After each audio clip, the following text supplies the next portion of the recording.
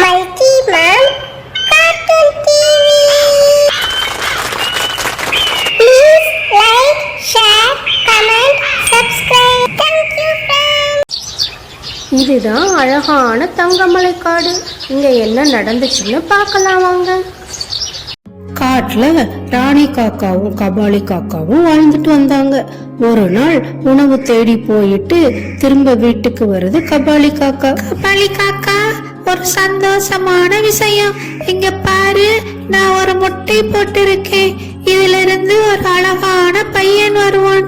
சந்தோஷமான விஷயம்தான், ஆனா பையன் தான் வருவான்னு எப்படி உறுதியா சொல்ற? எனக்கு பொண்ணா இருந்தாலும் சரி, பையனா இருந்தாலும் சரி, நாம நல்லபடியா அதை வளர்க்கலாம். நீ வாய மூட கபாலி காக்கா.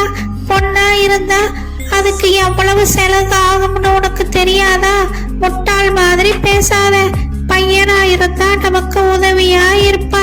நமக்கு வயசான பிறகு நமக்கு உணவு தேடி கொடுப்பா. அதெல்லாம் பொண்ணால செய்ய முடியுமா? நீ நினைக்கிறதெல்லாம் பழைய காலத்து ஆளுங்க மாதிரி இருக்குது. இந்த காலத்துல ஆணா இருந்தாலும் பொண்ணா இருந்தாலும் எல்லாரும் சமம்தான்.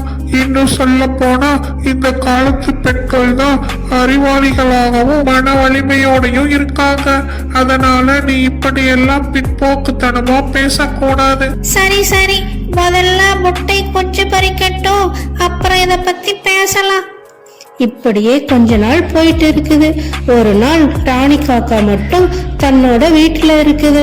அப்போ முட்டையிலிருந்து ஒரு அழகான பெண் குழந்தை வெளியே வருது.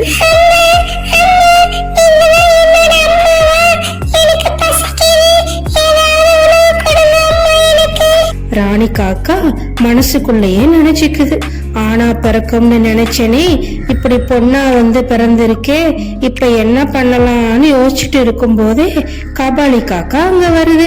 ஆனா நம்ம குழந்தை நான் சொன்ன மாதிரியே பெண் குழந்தைதான் பிறந்திருக்குது. எவ்வளவு சந்தோஷமா இருக்கு தெரியுமா? எனக்கு பார்த்துட்டே இரு, இந்த காடே ஆச்சரியப்படுற மாதிரி நான் இவ்வளவு வளர்த்து காட்ட போறேன்.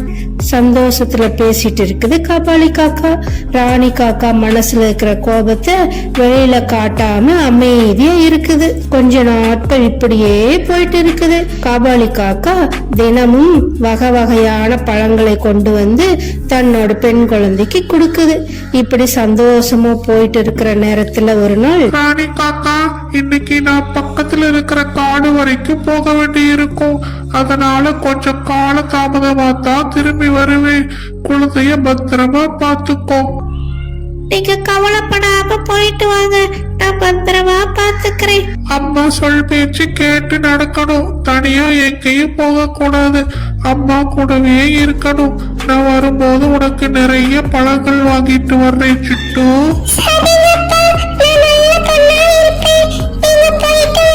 கபாலி காக்கா அங்கிருந்து கிளம்பி போகுது. ராணி காக்கா, இதுதான் சரியான சமயம். நாம என் பெண் குழந்தைய யாருக்கும் தெரியாம வேற இடத்துல கொண்டு போய் விட்டுட்டு கபாலி காக்கா திரும்பி வர்றதுக்குள்ள வந்துடணும். சிட்டு வா, நான் உனக்கு இந்த காட்டை சுத்தி காமிக்கிறேன். இங்க நிறைய அழகான இடங்கள் இருக்கு, வா போகலாம். ராணி காக்காவும் சிட்டு காக்காவும் பறக்க ஆரம்பிக்கிறாங்க. ரொம்ப தூரம் போனதுக்கு அப்புறமா, சிட்டு நீ இங்கேயே இரு, உனக்கு சாப்பிடுறதுக்கு பழங்கள் தேடி கொண்டு வர்றேன். நான் வர்ற வரைக்கும் இங்கேயே இரு, எங்கேயும் போக கூடாது.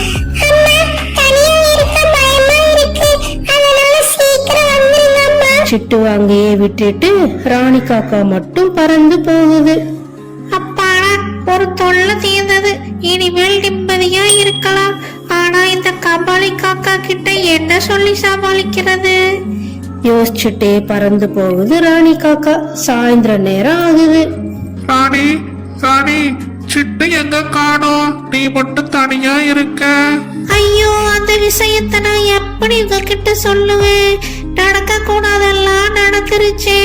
நான் தண்ணி எடுக்கிறதுக்காக வெளியில போயிருக்கும் போது ஒரு கழுகு வந்து நம்ம சிட்டுவை தூக்கிட்டு போய் சாப்பிட்டுருச்சு. நான் பின்னாடியே துரத்திட்டு போயும் என்னால கழுகு கிட்ட இருந்து காப்பாற்ற முடியலைங்க. நான் என்னங்க பண்ணுறது? அழுகிற மாதிரி நடிப்பு போடுது ராணி காக்கா. இத கேட்டதும் கபாலி காக்காவும் கண்ணீர் விட்டு அழுகுது. சிட்டு காக்கா ரொம்ப நேரம் ஆகியும் அவங்க அம்மா திரும்ப வராததால அழுதுட்டே உட்கார்ந்துருக்குது. அப்போ அங்க மோனா டூனி வருது. யாரு நீ இங்க தனியா என்ன பண்ணிட்டு இருக்க? என்ன ஆச்சு உனக்கு? நான் எங்க அம்மா கூட தான் வந்தேன். எங்க அம்மா ஏதோ பழங்கள் கொண்டு வர்றேன்னு சொல்லிட்டு போனாங்க. ஆனா திரும்ப வரவே இல்லை. எனக்கு இங்க பயமா இருக்கு. சரி அழுகாத, உங்க வீடு எங்க இருக்குன்னு சொல்லு, நான் உன்னை கொண்டு போய் உன் வீட்டுல விட்டுறேன். உன் பேரு என்ன? என் பேரு சிட்டு. எனக்கு எங்க வீட்டுக்கு போற வழி தெரியாதே. ரொம்ப தூரத்துல இருந்து எங்க அம்மா என்ன இங்க கூட்டிட்டு வந்தாங்க. நான் இப்ப என்ன பண்ணுவேன் அப்படின்னு அழுக ஆரம்பிக்குது. மோனா டூனிக்கு இப்போ என்ன செய்யறதுன்னே தெரியல. ஒரே யோசனையா இருக்கு. நீ அழுகாத சிட்டு, அழுகாத. நீ என் கூடவே இரு. இங்க நான் மட்டும் தனியா தான் இருக்கேன். நான் இனிமே உன்னை பாத்துக்கிறேன். உங்க அம்மா திரும்ப வந்தா நீ அவங்க கூட போ. அப்படி இல்லைன்னா நீ கவலைப்படாத. என் குழந்தைய போல உன்னை பத்திரமா பாத்துக்கிறேன். இப்ப இந்த பழங்களை சாப்பிட்டு நிம்மதியா தூங்கு. சிட்டு காக்கா தன்னோட அம்மா இப்படி தன்னை தனியா இங்க விட்டுட்டு போனதை நினைச்சு மனசுக்குள்ள வருத்தப்படுது. ஏன் என்ன இங்க தனியா விட்டுட்டீங்க அம்மா? நான் என்ன தப்பு செஞ்சேன்? அப்படியே ஏதாவது செஞ்சிருந்தாலும் சொல்லி இருந்தா நான் என்ன திருத்திக்குவேனே. இப்படி எல்லாம் யோசிச்சுட்டு தூங்கி போகுது. இப்படியே சில காலம் போகுது. தினமும் மோனா டூனியும் சிட்டு காக்காவும் சந்தோஷமா பேசி சிரிச்சு விளையாடிட்டு இருக்காங்க. அம்மா, நான் தான் இப்போ ரொம்ப பெரியவளா வளர்ந்துட்டேனே. இனிமே நீங்க உணவு தேடி போக வேண்டாம். உங்களுக்கு தேவையானதை நானே கொண்டு வந்து கொடுக்கறேன். நீங்க ஓய்வு எடுத்துக்கோங்க அம்மா. இன்னும் கொஞ்ச நாள் போகட்டும் சிட்டு. நானே உன்னை எல்லா இடங்களுக்கும் அழைச்சிட்டு போய் காண்பிக்கிறேன். எங்க உணவு தேடணும், குடிக்கும் தண்ணீர் எங்க இருக்கும்னு சொல்றேன்.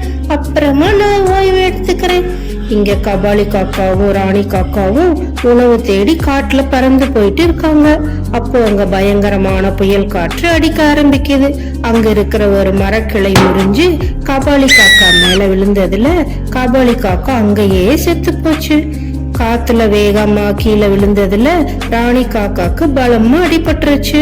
அதனால பறக்க கூட முடியாம அங்கேயே விழுந்து கிடக்குது. ஒரு வழியா மெல்ல பறந்து வீட்டுக்கு வந்து சேருது. துணைக்கு கபாலி காக்காவும் இல்ல. உடல்நிலை பாதிக்கப்பட்டதால உணவு தேடியும் போக முடியாம வீட்லயே படுத்து கிடக்குது. என் பெண் குழந்தை இப்ப இருந்திருந்தா எனக்கு உதவியா இருந்திருப்பாளே. இப்படி அவளுக்கு அநியாயம் செஞ்சுட்டனே. சின்ன குழந்தை தனியா என்ன பாடுபட்டிருப்பாளோ. பசிக்கு உணவு இல்லாம அழுதுருப்பாளே. இத பத்தி எல்லாம் யோசிக்காம நடுக்காட்டுல தனியா விட்டுட்டு வந்துட்டனே. எனக்கு தண்டனை கொடுத்திருக்காரு கடவுள். நான் இப்ப வேற என்ன பண்ண முடியும்? அதை அனுபவிச்சுத்தானே ஆகணும். கிடைச்ச உணவுகளை சாப்பிட்டும் சில நாள் சாப்பிடாமையும் காலம் தள்ளிட்டு இருக்கு ராணி காக்கா. மோனா டூனி பழங்களும் சில இலைகளும் பறிச்சிட்டு வருது. என்னம்மா இன்னைக்கு இலைகளை பறிச்சிட்டு வந்திருக்கீங்க? எப்பவும் பழங்கள் மட்டும்தானே கொண்டு வருவீங்க? சிட்டு, இது சாதாரண இலைகள் இல்ல, மருத்துவ குணம் வாய்ந்த மூலிகைகள். எனக்கு சில மூலிகை மருத்துவம் தெரியும். பக்கத்து காட்டுல இருக்க என் தோழிக்கு உடல் நலம் சரியில்லை. அதனால இத அவளுக்கு கொண்டு போய் கொடுக்கணும். நீயும் என் கூட வா. அப்படியே எல்லா இடங்களையும் உனக்கு காண்பிக்கிறேன். மோனா டூனியும் சிட்டு காக்காவும் பறந்து போயிட்டு இருக்காங்க. அப்ப ஒரு இடத்துக்கு மேல பறந்து போயிட்டு இருக்கும்போது, அம்மா அம்மா, இந்த இடத்தை நான் முதல்லயே பார்த்திருக்கேன். எனக்கு இந்த இடம் தெரிஞ்ச மாதிரியே இருக்கு. ஆனா சரியா ஞாபகத்துக்கு வர மாட்டேங்குது. மறுபடியும் கொஞ்ச தூரம் போயிட்டு இருக்காங்க. அம்மா, எனக்கு ஞாபகம் வந்துருச்சு. என்னோட அம்மா வீடு இங்கதான் இருக்கு. இந்த இடங்களை பார்க்க பார்க்க எனக்கு சின்ன வயசு ஞாபகங்கள் வருது. பேசிட்டு வரும்போதே அங்க ஒரு கூட்டுல ராணி காக்கா படுத்து கிடக்கிறத பாக்குது. அம்மா அம்மா, நான் தான் சிட்டு. உனக்கு அடையாளம் தெரியுதா? சின்ன வயசுல என்ன தனியா விட்டுட்டு போனியே, அந்த சிட்டு தான் நான். சிட்டு சிட்டு, நான் செஞ்சது தப்புதான். என்ன மன்னிச்சுக்கோ. நான் செஞ்ச தப்புக்கு சரியான தண்டனையை இப்ப அனுபவிச்சுட்டு இருக்கேன். கடவுள் எனக்கு தண்டனை கொடுத்துட்டார், நீயும் என்ன மன்னிச்சுக்கோ சிட்டு. நடந்த எல்லாத்தையும் சிட்டுக்கிட்டையும் மோனா டூனிக்கிட்டையும் சொல்லுது ராணி காக்கா. அம்மா, இவங்க தான் மோனம்மா. இவ்வளவு நாள் இவங்க தான் என்ன வளர்த்து ஆளாக்கினாங்க. இவங்க ரொம்ப நல்லவங்க ராணி காக்கா. என்கிட்ட சில மூலிகைகள் இருக்கு, அத உனக்கு கொடுக்கறேன். தினமும் அதை உன் காயங்கள்ல போட்டுக்கோ, சீக்கிரமா உன் உடல் குணமாகிரும். சிட்டு, இனிமே என்ன தனியா விட்டுட்டு நீ எங்கேயும் போக வேண்டாம், என் கூடவே இரு சிட்டு. இல்லம்மா, உங்களோட என்னால இருக்க முடியாது. இவ்வளவு நாள் என்ன காப்பாத்தின மோனா அம்மாவை விட்டுட்டு நான் எப்படி உங்களோட வந்து இருக்க முடியும்? நீங்க என்ன பெத்தவங்களா இருந்தாலும் மோனா அம்மா தான் என்னோட உண்மையான அம்மா. நான் அவங்களோட இருக்கிறது தான் சரி. அப்பப்போ வந்து உங்களை பாத்துக்கிறேன். உங்களுக்கு எப்போ எந்த உதவி தேவைப்பட்டாலும் நான் வந்து செய்து கொடுக்க தயாரா இருக்கிறேன் அப்படின்னு சொல்லிட்டு மோனா டூனி கூட பறந்து போகுது சிட்டு. ராணி காக்கா கண்கள்ல கண்ணீரோட தன்னோட சிட்டு போறதையே பார்த்துட்டு உட்கார்ந்து இருக்கு. இந்த சிட்டு கதை உங்களுக்கு பிடிச்சிருக்கும்னு நினைக்கிறேன். Okay, bye. தேங்க்யூ ஃபார் வாட்சிங்.